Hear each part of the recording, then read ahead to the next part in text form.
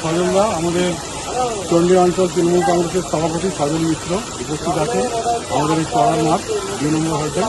তো আমরা প্রথমে বাণী মন্দির ক্লাব থেকে ঘুরে এলাম, ওখানে মানুষের সমাগম প্রচুর ছিল, ওখানেও আমরা স্বজনদাকে পেয়েছিলাম, এখানেও আমরা স্বজনদাকে পেলাম। আজকে নিয়ে 7 দিন চলছে, তাই তো স্বজনদা? এই মানুষের সমাগম আপনি তো ওখানে আমরা ঘুরে এলাম বাণী মন্দির ক্লাবে, এখন আমরা চড়ার মাঠে এসেছি 2 নম্বর হতে। এখানে মানুষের সমাগম কেমন হচ্ছে? এখান থেকে সকাল থেকে এটা আরেকটু মন্দির তো আমাদের যেমন বাণী মন্দিরটা হচ্ছে আমতলা লাগোয়া, ভিতরে যে আমাদের 8টা-9টা বুথ আছে সেখান থেকে সকাল শুরু হয় সকাল 9টায় আমাদের এই বিবেকানন্দ শিশু সংঘের ফুটবল মাঠ 2 নম্বর হল, সেখানে সকাল থেকে কিন্তু মানুষের একটা রাত থাকে। সেই মানুষগুলো আসে যে এই সেবাশ্রয় আমাদের যে ক্যাম্প, সেখানে অভিষেক বন্দ্যোপাধ্যায় যে সুযোগ করে দিয়েছেন সেই সুযোগটা পুরোদমে গ্রহণ করার জন্য এলাকা থেকে প্রচুর মানুষ এই আমাদের ক্যাম্পে আসছে। এই ক্যাম্পের মূল দায়িত্বে কারা আছে?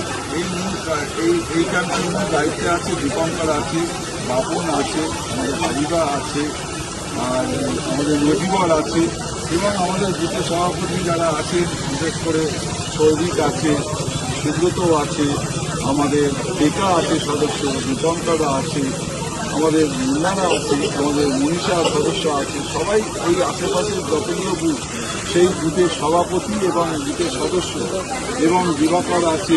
এই সকাল থেকেই এরা প্রচুর পরিশ্রম করে এই ক্যাম্পটা সাফল্যমণ্ডিত করছে। তো আগামীকাল এই ক্যাম্পে চোখের ডাক্তারবাবু আসবে। ইতিমধ্যে আমরা বাণী মন্দির ক্লাবে গিয়েছিলাম, ওখানে অনেক মানুষের দাবি যে আরও একটা দিন অন্তত চোখের ডাক্তারবাবু এই বাণী মন্দির ক্লাবের ক্যাম্পে, ওখানকার মানুষ তারা চাইছে যে আরও একটা দিন চোখের ডাক্তার আসে। তো এখানে তো আগামীকাল চোখের ডাক্তার আসবেন, তো আগামীকাল কি কালকের পরে কি আরেকটা দিন বাণী মন্দিরে কি ওখানে চোখের ডাক্তারবাবুকে আনা যাবে? এটা কিন্তু মানুষের চাহিদা, মানুষ চাহিদা।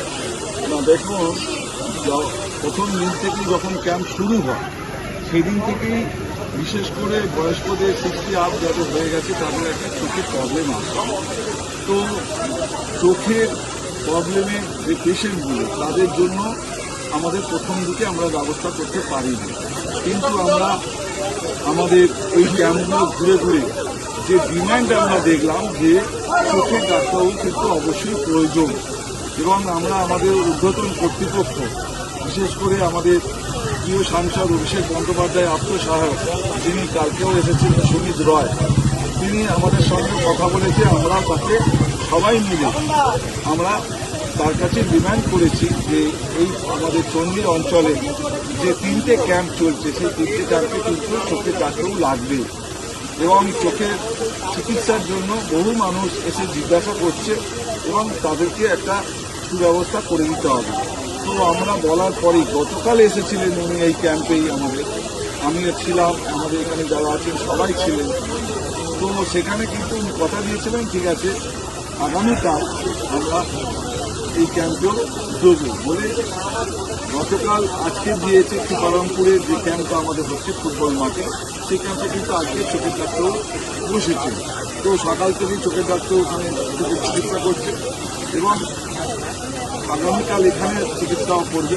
তার জন্য যে ডিমান্ডটা ছিল চোখের ডাক্তার প্রতিদিনই এই ক্যাম্পগুলোতে ঘুরে ঘুরে চোখের ডাক্তারও যথাযথ ব্যবস্থা করে দিয়েছে। আমরা আমাদের প্রিয় সাংসদ অভিষেক বন্দ্যোপাধ্যায়কে অনেক অনেক ধন্যবাদ জানাই চণ্ডী অঞ্চলের মানুষের পক্ষ থেকে। ধন্যবাদ। এই কত থেকে রাখতে এটা বুঝিনি।